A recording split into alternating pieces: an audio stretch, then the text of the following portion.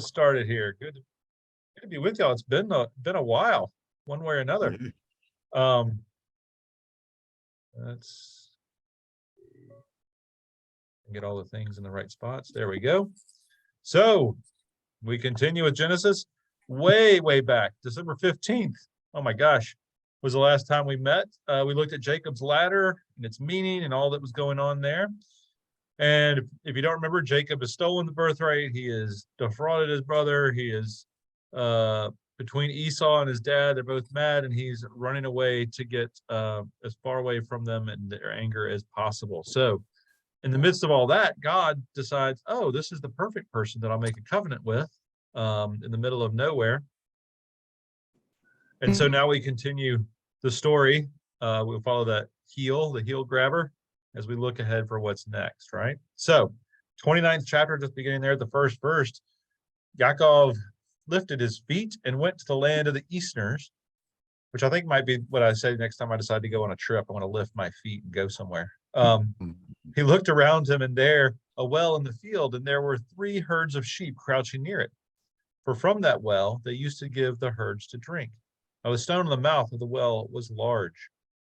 So when all the herds were gathered there, they used to roll the stone from the mouth of the well, give the sheep to drink, and put the stone back on the mouth of the well in its place. Now Yaakov said to them, brothers, where are you from? They said, we are from Haran. He said to them, do you know Laban, son of Nahor? And they said, we know him. He said to them, is all well with him? They said, it is well, and here comes Rahel, his daughter, with the sheep. He said, indeed, it is still broad daylight. It is not time to gather in the livestock. So give the sheep to drink and go back, tend them. But they said, we cannot until all the herds have been gathered. Only then do they roll the stone from the mouth of the well, and then we give the sheep to drink. While he was still speaking with them, Rahel came with the sheep that were her father's, for she was a shepherdess. Now it was when Yaakov saw Rahel, the daughter of Laban, and the sheep of Laban, his mother's brother, that Yaakov came close. He rolled the stone from the mouth of the well and gave drink to the sheep of Laban, his mother's brother. And Yaakov kissed Rahel and lifted up his voice and wept. And Yaakov told Rahel that he was her father's brother and that he was Rivka's son. She ran and told her father. All right. Brueggemann says this story, which really the story is not just here, but it's 3 chapters, should be heard as a humorous narrative designed for entertainment, which is an interesting turn of phrase. I'd say it's a good instruction, because otherwise it's a pretty dark tale of deception amongst family and a lot of rivalries and a hard time. If we can read it as humorous narrative, maybe that's good. Maybe that lightens it a little bit, but I'm not sure that's exactly how it was meant. It is certainly, at the least, a lesson in negotiations, as we'll learn through this chapter. Brueggemann points out, for instance, that Jacob meets the shepherds and immediately chides them for their laziness. Like, it's the middle of the day. You guys should be watering your sheep and taking them back out to eat more, not laying around waiting for everybody to show up. Okay. But it's unclear. Well, we can't tell completely. It is a large stone, that is stated. But is it a large stone so that it takes a group of shepherds? It's so heavy that it takes a group of shepherds to move? Or is it a community custom that you only give water when all the people are gathered together? Water rights, we've already seen, have gotten his father in trouble. Isaac had to fight with the Philistines about water rights. So maybe it's the latter, maybe it's the former. It's not completely clear. But Jacob then enters into a courtship almost immediately with Rahel, or Rachel. And if you remember, the pattern is clear. You meet a woman at a well, you ask her for water, you meet her family, and then you finalize the deal, right? So we see the beginning, we meet a woman, and then he gives her water, gets water with her, right? But he gets impatient, and maybe he's excited to meet Rahel, and he moves the stone away on his own. Okay? So, Freetham notes, this becomes a feat of some consequence. It also violates community customs. This act establishes Jacob as a person of strength and authority within this unfamiliar community. That's one way to read it. Or Does fit a comedic take of Jacob showing off and messing up all sorts of customs per his usual, right? If there's an MO for Jacob, it is just that. I'm not going to follow any of the rules. I want to do what I want to do, and I'm going to do it now, right? I'm going to take my brother's birthright. I'm going to take my brother's blessing. I'm going to do my own thing when I want to do it. So there's some layers here.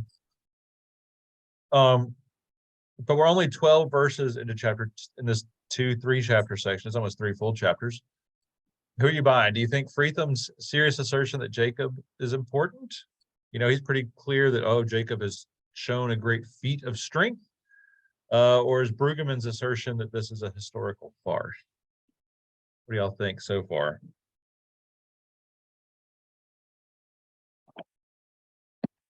Or do we have enough to even say? I'm sorry, I can't help myself. I had to unmute myself. I've decided that Jacob is the Prince Harry of this story. Prince Harry. Oh, okay. When does the book come out? Soon. Okay. I don't know that I would say Jacob is important. I think he thinks he's important. Oh, yes. Jacob certainly thinks he's important. Okay. Yeah, I think that's a fair one.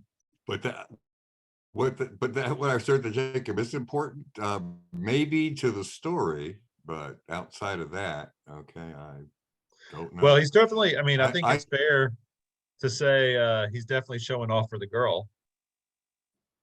I think it's just Jacob being Jacob. Okay. Yeah. It's just Jacob being Jacob. Yeah, I think in terms of the water rights, I mean, that the communal use of the water, you know, together was sort of the way they regulated it. And that, you know, I mean, often you would find that, you know, one family might have an hour, and then the next family would have an hour or something like that. It seems to me like this is a way to make sure that nobody is taking more than his share, and that's why it's supposed to be all done together. And here comes Jacob, and he said, "I'm not going to bother with that. Here, I'm moving the stone. Let's get some water for Rachel and show off." Yeah.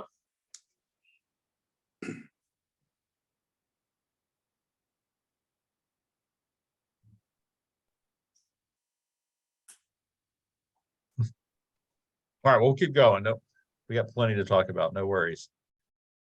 And how it was, as soon as Laban heard the tidings concerning Yaakov, his sister's son, that he ran to meet him, embraced him, and kissed him, and brought him into his house. And he recounted all these events to Laban. And Laban said to him, "Without doubt, you are my bone, my flesh." And he stayed with him the days of renewing of the moon. Laban said to Yaakov, "Just because you are my brother, should you serve me for nothing? Tell me, what shall your wages be?" Now Laban had 2 daughters. The name of the elder was Leah. The name of the younger was Rahel. And Leah's eyes were delicate, but Rahel was fair of form and fair to look at. And Yaakov fell in love with Rahel. And he said, "I will serve you 7 years for Rahel, your younger daughter." Laban said, "My giving her to you is better than my giving her to another man. Stay with me." So Yaakov served 7 years for Rahel, yet they were in his eyes as but a few days because of his love for her. All right.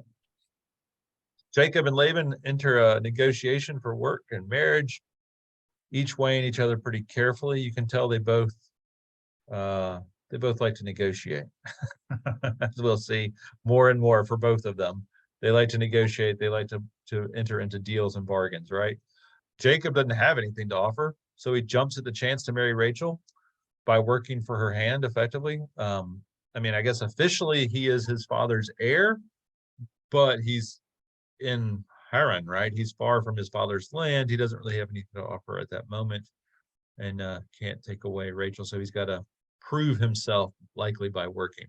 It's not completely clear if that was tradition or custom. Usually the woman brought the dowry, but for some reason Jacob has to work in this case. So there's already a sort of question about what's going on there. The interesting thing is neither of the commentaries, or none of the three commentaries I consulted really got into this very much. They just said, yeah, that's what happens. Just sort of took it at face value, which is fine. I don't know if anybody has a different answer, but it seems a little bit skewed, but it may just be because of, again, Jacob's sort of wandering moment here, wanders into town kind of situation. Now, I do want to go back and look at one thing. The translation for the Shotgun Bible is literal about the looks of the daughters, but it's not particularly clear. That is, they said she had delicate eyes. So I went back and started looking. The Jewish Publication Society said Leah had weak eyes. Rachel was shapely and beautiful. Robert Alter noted that the word rache is an antonym of hard and means soft, gentle, tender, or in a few instances weak. But there's no way of confidently deciding whether the word indicates some sort of impairment or rather suggests that Leah had sweet eyes, not sweat eyes, but sweet eyes that are her one asset of appearance in contrast to her beautiful sister. So you can read it in one of two ways. That is, you can read it as it's been translated by the Jewish Publication Society, and even to a certain degree by the Shotgun Bible, that she had delicate eyes or weak eyes, that she had some sort of deformity with her eyes. And then Rachel was beautiful. Or you can read it as Alter translated it, which is Leah's eyes were tender, or Leah's eyes were beautiful, but Rachel was comely in features and comely to look at. That is, Rachel was just simply beautiful all the way around. Hard to say, but it is interesting. This is just one of those things that you sort of wonder. The NRSV translated Leah's eyes were lovely and Rachel was graceful and beautiful. Doesn't matter, I guess, either way. Just one of those rabbit holes that I go down sometimes and start going, wait, why is it, what does that mean? And then you can't ever really get a good answer. It could be either that they're trying to compliment both sisters, but Rachel has the more attractive ways. Who knows? But I can say this, Rachel is beautiful, but she is the younger sister. And if we know anything from Jacob's own story, it's that certain things should be due to the oldest child before the younger child. And I have a feeling that if you were in the 1st century or the 5th century BC and hearing a story like this, you would find it wrong for a deal to be struck for Rachel to be married before her older sister. I'm not guaranteed on that, but I feel like that's probably a pretty likely situation, right? That Rachel might be beautiful, but you don't go asking for the younger daughter's hand. You go, the first daughter should be married first, and you wait for the second daughter, right? So I think there's all these sort of questions of firstborn rights of the eldest that are swirled without being stated here. They get stated a little bit later, but it's just an interesting sort of backdrop, which I do think is accurate then when Brueggemann talks about this being broad farce, comedic parody kind of thing, that yeah, we should immediately, our ears should prick up when we know Jacob's story to go, uh-oh, is he going to get the younger daughter or the older daughter, or what's happening here? What's going on? He's making deals. Will they be square deals? Will they not? Which of course leads to our next verses. But first, questions about Rachel, Leah, whichever way you pronounce it, I'm not sure. In this situation. Well, my guess is if he'd have chosen Leah, he would not have had to work 7 years. Oh, I think the deal he had to work 7 years is because that was how he would be able to get the hand of the youngest. Okay, if he'd chosen Leah, I don't think there would have been a 7-year. Follow me? yeah. Okay, I'm guessing that's why he had to work. I like it. I don't makes sense to me. Yeah, Perfect. Laban doesn't say you can have Rachel after 7 years. He just says, come work for me for 7 years. Oh, yeah, the bargainer. Both There of you them. go. The lawyer speaks. Yes. Let's look at the contract. But true. It is true. Yeah.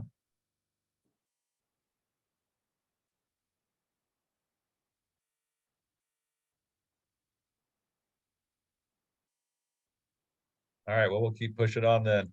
So then Yaakov said to Laban, "Come now, give me my wife, for my days of labor have been fulfilled, so that I may come into her." And Laban gathered all the people of the place together and made a drinking feast. Now in the evening he took Leah his daughter and brought her to him. He came into her, and Laban also gave Zilpah his maid for Leah his daughter as a maid. Now in the morning, here, she was Leah. He said to Laban, "What is this that you have done to me? Was it not for Rahel that I served you? Why have you deceived me?" And Laban said, "Such is not done in our place, giving away the younger before the firstborn. Just fill out the bridal week for this one. Then we shall give you that one also, for the service which you serve me for yet another 7 years." Ah, what a deal. Yaakov did so. He fulfilled the bridal week for this one and then gave him Rahel, his daughter, as a wife. And Laban also gave Rahel, his daughter, Bilhah, his maid, for her as a maid. So he came into Rahel also, and he loved Rahel also more than Leah. And then he served him for yet another 7 years. So the trickster's trick, the con man's con. He learns that others can one-up him, and he is outraged, which of course is always the funnier part of that story. If there is a comedic part, it is that everything is reversed, and we learn pretty much that we should see comedy here, at least a parallel reversal. Karma is visited upon good old Jacob to the nth degree, right? It's in their DNA, I guess. Yes, yes, I think so. I think I'd say that. And I will say the big thing here too is that comedy is the point, because people start asking all these decode questions about why Jacob didn't realize he was marrying the wrong woman, and is she wearing a veil, and was he too drunk? Is there a big drinking party? I don't think that's the point. I think the bigger point is that he got tricked, that he got conned, and that it definitely seems to be, like Stefan said, it seems to be part of the DNA in the family, right? That the Laban Rebecca family trait seems to be, well, we're going to get the deal we want that gives us the best deal. Whatever happens to you, bub. Buyer beware, right? Kind of caveats emptor, which Latin didn't even exist yet, but that's still was the model, it seems. Now the funny thing is, though, keep in mind we've skipped over the concept of marrying your first cousin. That seems to be completely fine. Everybody gets outraged that he gets tricked into marrying, having to work for 14 years to get the woman he wants, the woman he loves. But in both cases, these are both his first cousins, right? It's his literally right there in front of us. We sort of skipped that part.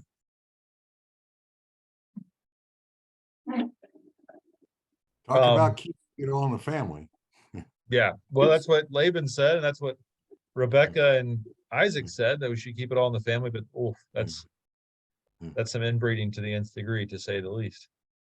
Particularly with two first cousins, not just one, but two. Yes, he has two first cousins. I will say this: if you're reading the story a la Fritham and a little more serious, or a little more as history, you have to feel for Leah. She's treated terribly. She ends up very much like Esau. She's pretty much thrown aside for the younger quickly. She hasn't done anything wrong at all. She's just caught in a terrible situation that her father and her now husband have placed her in, not that she had any desire or hope to be in, right? It is tough. So while I appreciate Brueggemann's idea that this should be a sort of broad comedy or role reversal kind of thing, and I get those notes, there's also some very real human fallout in the midst of it. I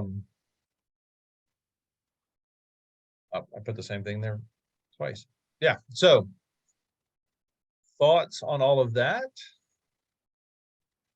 on this whole situation, on these tricking and marriages and 14 years of labor and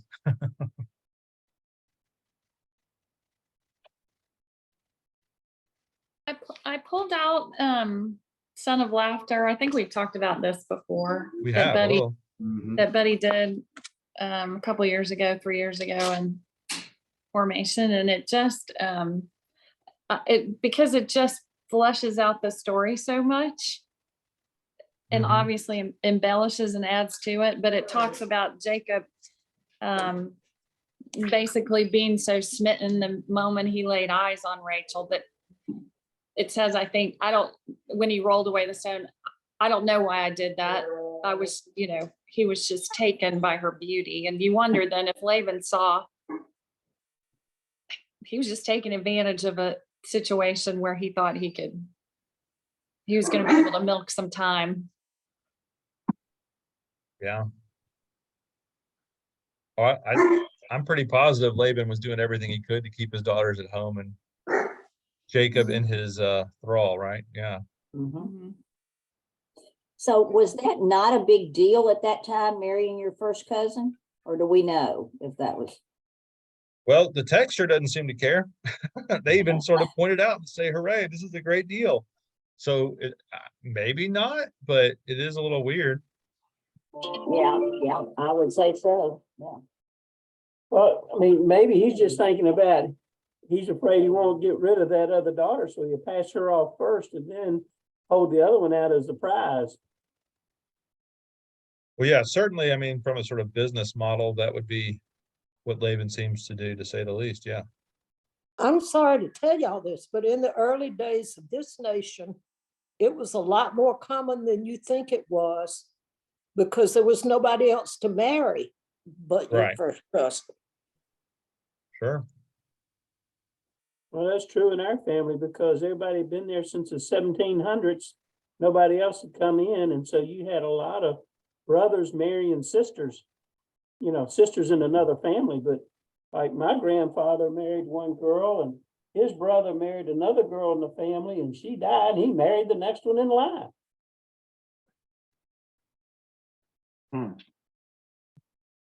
I think Jacob was caught up in his own arrogance.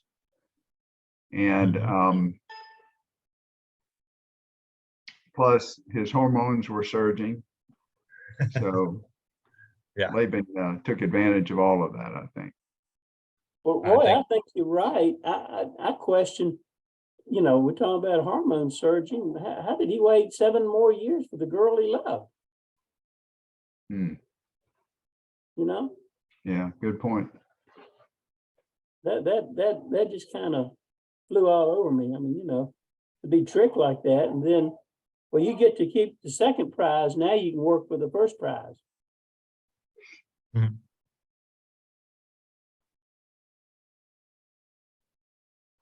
I don't know. That you can talk all day about that. Well,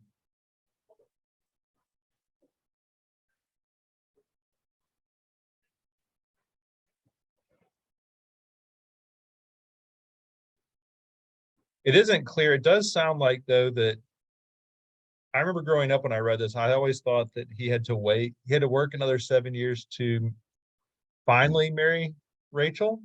But it sounds like from the text, it might have been that he was allowed to marry Rachel pretty quickly, but he had to work it off. So he maybe didn't have to wait too long to marry Rachel.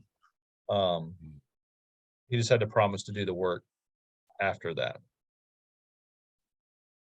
But it could go either way. He might have had to wait another 7 years to have another wedding. But it seems like, at least the way I was reading the text today, that I was like, oh, well, maybe he actually married her shortly thereafter, but he just had to stick around for another 7 years and do the work for Laban to earn her hand officially. But that There's part's a lot of vague. there's a What's lot that? of misogyny. There's a lot of misogyny in this story. Disturbing. It is. There's a Very lot of disturbing. misogyny. A lot of it. Yes. And unrepentant misogyny and patriarchal kind of model. Yes, Yeah. absolutely. As if it's perfectly okay. Yeah. Yeah. Well, we've skipped over 2 women that are basically slaves given as dowries as well, right? You've got the 2 handmaids that are handed over and Yeah. are total. Oh yeah, and then we also gave some women on top of that. So I mean, Jacob works for 14 years to get 4 women effectively in his harem, more or less, as we learn as the story goes on. Is that why God had to get busy and put these 10 commandments together and say, you can't run around on everybody? Maybe.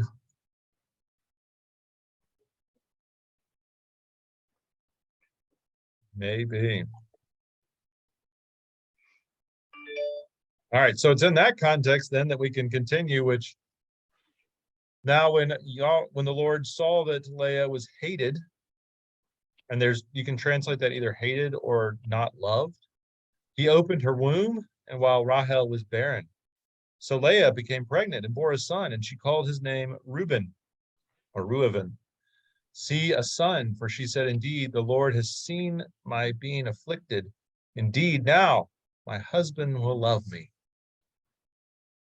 She became pregnant again and bore a son and said, indeed, the Lord has heard that I am hated, so he has given me this one as well. And she called his name Shimon, hearing.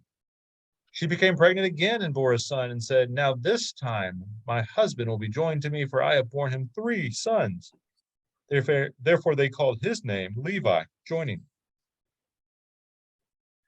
She became pregnant again and bore a son and said, this time I will give thanks to the Lord. Therefore she called his name Yehudah, giving thanks.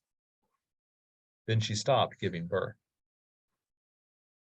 Now when Rahel saw that she could not bear children to Yaakov, Rahel envied her sister, and she said to Yaakov, come now, give me children. If not, I will die. And Yaakov's anger flared up against Rahel, and he said, am I in place of God, who has denied you fruit of the body?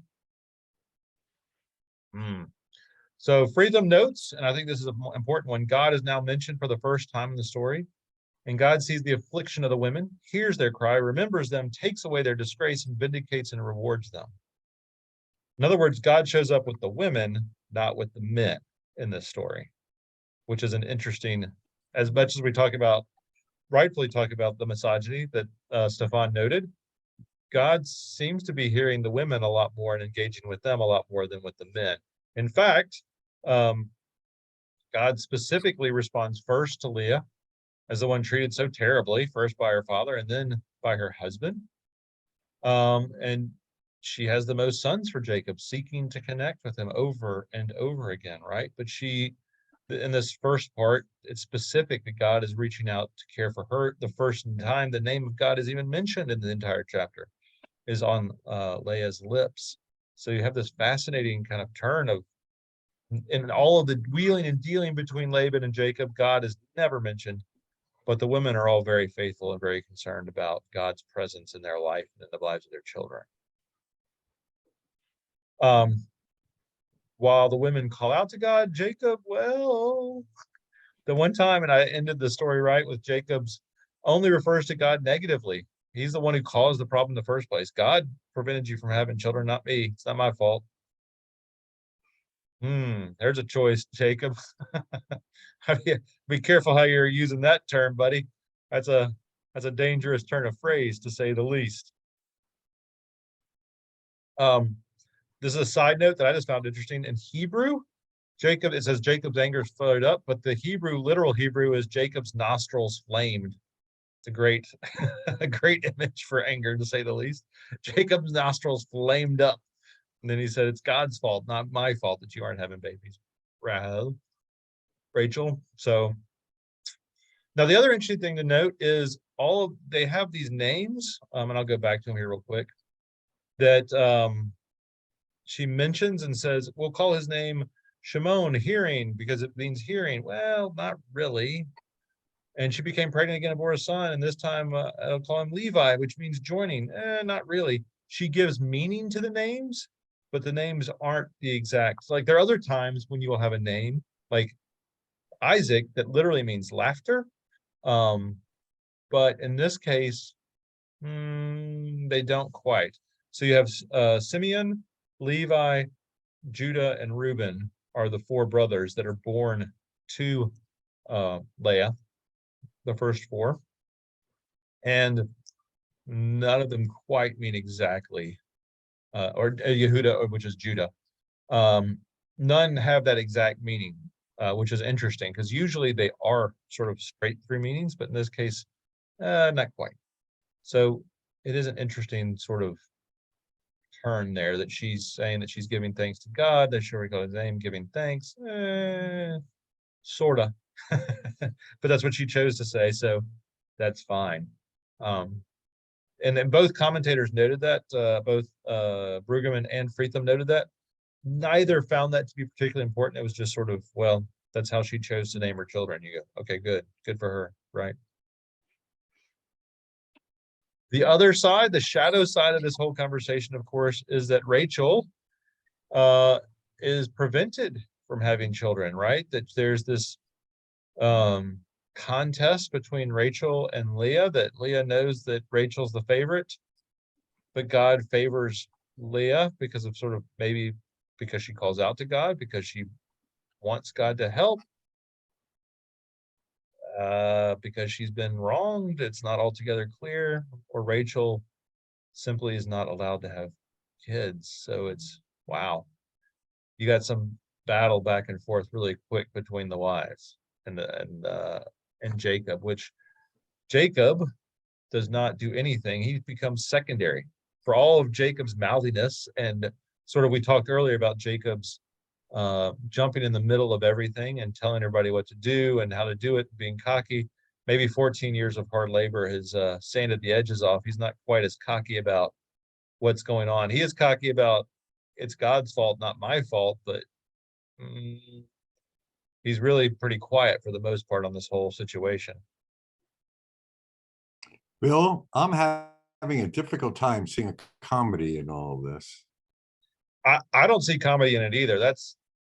I can see comedy in the sort of broad reversal that happens to Jacob as the wheeler dealer gets conned. I can see comedy there a little bit, or at least the sort of broad things, but I don't see it here. No. I see tragedy and rivalry and a tough family situation that is not a good thing at all. Agreed. And a woman who just wants to be loved. Yeah. Leah is a woman who just wants to be loved, and Rachel just wants to have children, right? It's not, and neither of them are really at fault for the situation that the men in their lives put them in, right? Oh, and I'm sorry, I had to leave for a minute. But poor Rachel, I thought about that at the beginning. I thought 14 years, look how much she aged during that time she was waiting to be wed.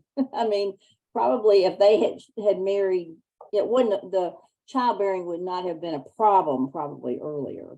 Oh, I thought that, but yeah, that's probably possible. I She had to mean, wait 14 that years. was 14 years to whatever her age was when he wanted to marry her. And so if you add 14 years to that, and I don't think it was 14 years. 14 years. Well, I thought he had to work an additional 7, but I think he was already married to her. He was already given Rachel. After the 7 years, you think? After the 7 years. You think he got both of sisters? That's how I understand the story. Okay. It's how it can be read either way, right? But he did, I mean, who knows? Maybe 7 years was enough to get her out of that childbearing range too, or making it harder. Who knows? Yeah, I don't know. I was just thinking that significant amount of time might have passed. Anyway, what was the problem? So is Jacob sleeping with both during this 14 years? Or during the 7, yes, absolutely. During the 7. Yeah. Yes. Weren't there a few handmaidens in there too? Yeah, I mean, as the chapter 30 continues, He was a busy guy, I'm telling you. he was. He had worn out. he had the 2 guys, and he had Rachel and Leah, and then they're each had their handmaid that he also has children by as the story goes on. So yeah, he's got 4, at least 4 that we know of that produce children. Well, in the beginning, God said, be fruitful and multiply, and Gracious. Not the heart. Yeah, but oh my goodness. But it's like they sent the handmaiden with them, and so she's supposed to be part of the deal that you It's, yeah, this is Sleep all, with her too? I thought she was just like, I don't know. here's the thing that, so I did not go that far today because then we get another whole set of stories. But as the story continues, basically Rachel can't have children, and so she gets so frustrated and hurt by everything going on that she offers her maid to have children. And so Jacob has a couple sons with her handmaid. Right. Then Leah gets upset because now it feels like Rachel's getting the leg up, so she offers her handmaid in response, and they has a couple more sons with that handmaid. Right. And then finally Rachel has two sons that we, Joseph and Benjamin, the So youngest. it's similar to the Abraham and Sarah story. Yep. Well, it's just, yeah, it's very similar. They definitely have this idea that you can just hand over your husband to the housekeeper, I guess, and have children with him, and it all counts. And it counts as your child? Uh-huh. At least, again, I don't know whatever this would be, but 10th century BC dating situations, but Right. if we take the text as it comes to us, which is all we can really do, then yeah, I guess it did count. I mean, it's certainly Jacob's sons. It's Yeah, not like they aren't his biological children. It's just that right. the part that's strange is in both Leah's case and Rachel's case, they count them as their own, not as the handmaids, right? It's this weird Right. sort of adoption of the half brothers. But Sarah didn't accept Ishmael. Sarah did not accept this. Well, she was somewhat okay with him until She had Isaac. her own child. Until she had her own child. Yeah. Right, and then she was deaf, and she wasn't really ever okay with. You're right. She was never really okay with Ishmael. She never She thought it was a really good okay with idea, it. and then did not like it after all. No.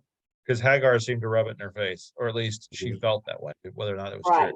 true. You're barren and I'm not, and so. Yep. Ooh. The Oxford Study Bible version of the NRSV has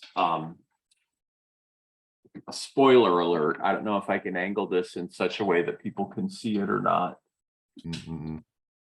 Yeah. But that's Oh, gosh. that's how busy he gets.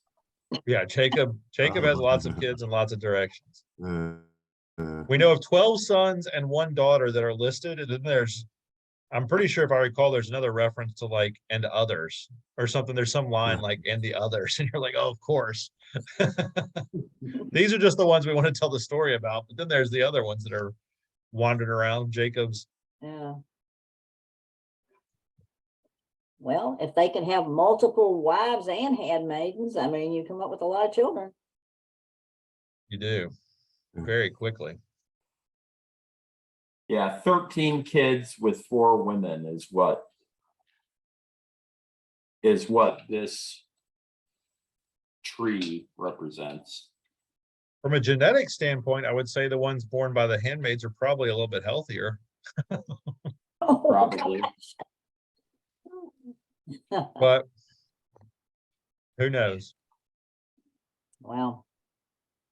Again, these are all things. The hardest part about reading Genesis is not putting the 21st century on top of whatever era this is, the patriarchal centuries, right? I mean, because it is right, I think, for us in a lot of ways to go, wow, this is misogynistic and they're treating the women terribly, and it's true.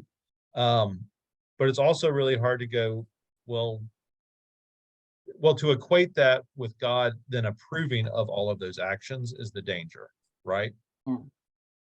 Either approving of all of our actions or of Jacob and the patriarch's actions, right? Like, as human beings, we make our choices, and then God works through all those choices, the positive and negative ways, right? God will say, I'm going to do this, and I'm not going to do that. And God acts according to God's plan, not according to ours. Right. So things that we consider abhorrent and terrible are not a big deal. And then I'm sure things that they would hear about us doing in the 21st century, they would think are horrible and terrible, aren't a big deal to us. There's all just different models and ethics involved. So real quick, next week I meet with the Sandy Springs clergy. So our next class will be January 29th or 19th rather. So we'll take a week off.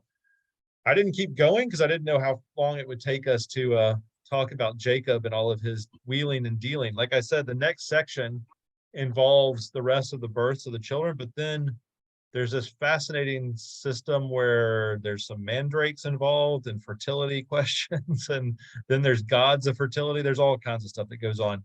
So I didn't know if we'd have time to really give attention to what is basically the next chapter and a half of the text as this family drama continues to unfold. Because looking ahead, we have two situations. One, we have the drama of will Rachel have children? And then we have the drama of can Jacob and all of those children and get the heck away from Laban, right? Both of these become very big issues for the next chapter and a half. And how does Jacob negotiate all of that, right? So we always see Jacob, while he is the wheeler and dealer and the con man and the heel, he also is the guy who's always seems to be a little bit put upon and put in tough spots, maybe of his own making, but he's still put in a lot of tough spots that he's got to get out of. Mhm. You know, a Netflix movie could be made of this. This story. That's true. Very easily, yes. It's racy enough to be. Sure is. Gosh. Oh, Yes, man. these are definitely the stories when people talk about, we should censor all these books. I'm like, well, the Bible should be way up there for, if we're going to go just tawdry tales sometimes. There's plenty of them in the Bible that you can go, wow, maybe the Bible or the sections should be censored if we're going to go with just some of the issues. Yeah, this has Canterbury Tales beat. Mm-hmm. But the beauty of these stories is that they're so huge. They are. Okay, I mean that's what I like about them. Okay, Yeah. yeah. Okay. And somehow God worked with these people who had all kinds of issues, just like we all have our own issues, and made it all work out for the good, I mean, as an example, okay, what this story means to me is God, despite, I think it's very hard to like Jacob. Okay, it is for me at any rate. Okay, and yet God chooses him. I mean, I wanted everybody to think about that. Okay, wow. Okay, Yeah. and I says that says a lot about God. Okay, Yeah. that's all. Okay, no, where he chooses all of us. Okay, we don't have to be. None of these folks are close to being good people. Abraham. Okay, I mean, he wasn't the world's magnificent human being either. Okay, and and Isaac. Okay, yeah, okay. I mean, we can go on about Isaac probably for another hour. And then we have Jacob. Okay, all of these folks. Okay, these are the forefathers of the Jewish religion. Folks. Okay, this is who they are. And I guess what it's saying is they're human, just like you and I. So at any rate, I think that's Yep. So, Well, and the beauty of the story is it's not edited to make them perfect. no. Right. Mm. The power of the Bible is that it's not a whitewashed version of just they were great and they went to great things and they were all perfect and everything was great. And you just go, oh, what's the point of that? But when you hear he had two wives and they didn't like each other and they were rivals and there were problems, and you go, okay, now we got a story. Now something's happening. My only challenge with these stories is it's hard for me to imagine that God's playing favorites, and yet it's implied that God is playing favorites. Okay, and that, as an example, okay, God allowed Leah to have children and Rachel not. Okay, it's kind of what the story intimates, and I had trouble accepting that. I don't think my God, I don't think would do, but I don't know. Okay. yeah. Yeah. I understand exactly what you're saying, Stefan. I think it's also that kind of thing for me where I certainly don't want God to play favorites, but there's certainly times when I wonder if God is playing favorites. I don't deny that. Right. I mean, and I'm not saying that either way. I'm just saying, I think that's the question the text is raising. The text is making the claim that God plays favorites. But I think the more fundamental question within it is, well, that's how they interpreted it. But do we think God was, or that was just some people get the break some days, right? I mean, Mhm. Mhm. Yeah. That was- And maybe God knew things that they didn't know. well, certainly. I mean, I'm pretty sure he did, but my point is that Rachel ultimately had Joseph. Sure.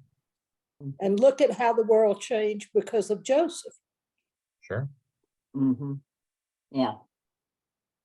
So, Absolutely. Look how the story changes because of this. But Uh-huh. okay, yeah.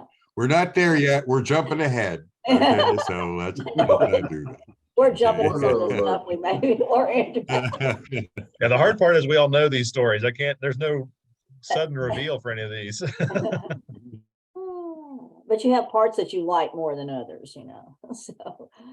Well, yes.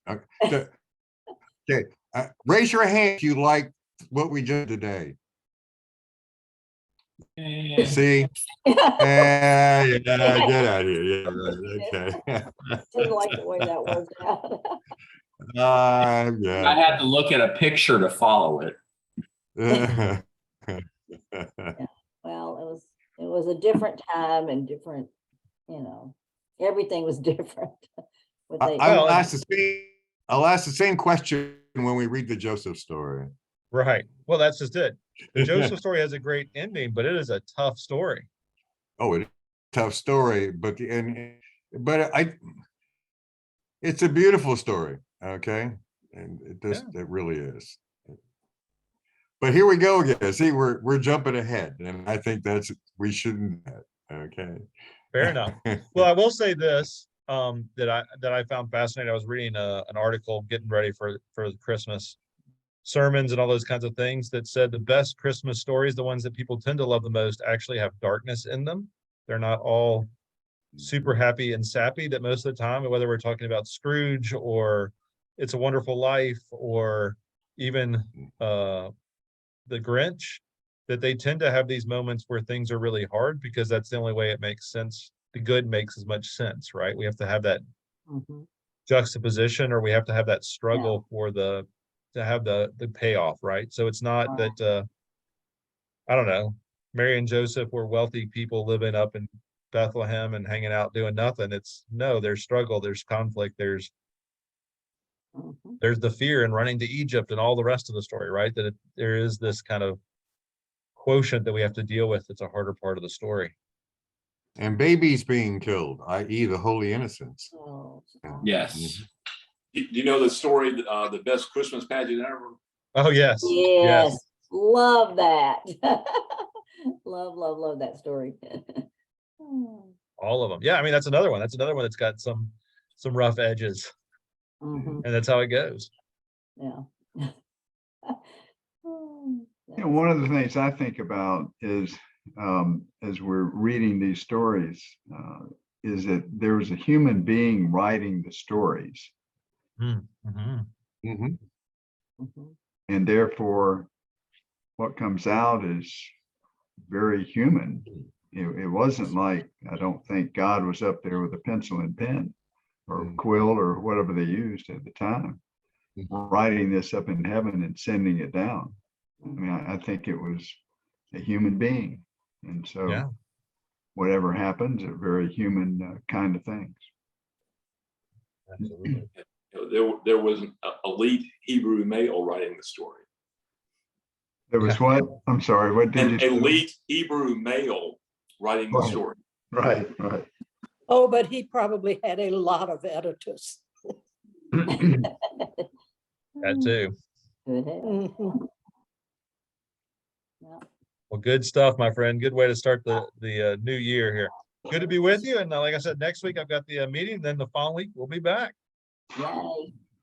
Thank you, Bill. Happy New Take Year. care. See y'all Thanks, soon. John. Good to see y'all. Bye. Happy New Year to all of you. Yeah, good to see you.